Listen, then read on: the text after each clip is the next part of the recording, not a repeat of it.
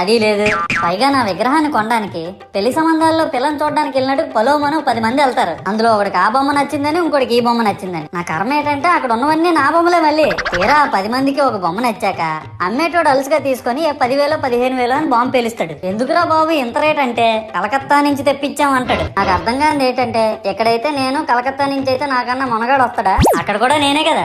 ఇలా నన్ను బజార్లో పెట్టి బేరం ఆడి నా మొహానికి ముసుగేసి వ్యాన్ ఎక్కిస్తారు. ఆ వ్యాన్ డ్రైవర్ గాడు నేను ఉన్నానని కూడా చూడకుండా ఏదో ఆలోచించుకుంటా డ్రైవ్ చేస్తా గతకల్లో గబ్బి గుబ్బి అని తించేసి నా కాల్లో చెయ్యి ఇరగొట్టేస్తాడు. ఈ విషయం చందాలు ఇచ్చిన చిన్నోళ్ళకి తెలిస్తే మళ్ళీ ఇరిగిపోయిన బొమ్మ పెట్టకూడదని ఏ బొమ్మ రాసి కవర్ చేసేస్తాడు. సరేలే జరిగిందేదో జరిగింది, నా భక్తులే కదా కూల్ బ్రో అని చిల్లయ్యే లోపు నన్ను పందిర్లో పెట్టి ముసుగు తీసి నాకన్నా పొడుగున్నే సౌండ్ బాక్సులు 2 నా చెవులు పక్కన పెట్టి డీజే గణేష్ బ్రో అని చెప్పి నా పాటలను కూనీ చేస్తారు. సరేలే పిల్లలు కదా ఇప్పుడు కాకపోతే ఎప్పుడు ఎంజాయ్ చేస్తారు, కాసేపట్లో పూజ స్టార్ట్ చేస్తారని వెయిట్ చేస్తా ఉంటే ఆ 5 రూపాయల వ్రతకల్పన బుక్ చూస్తే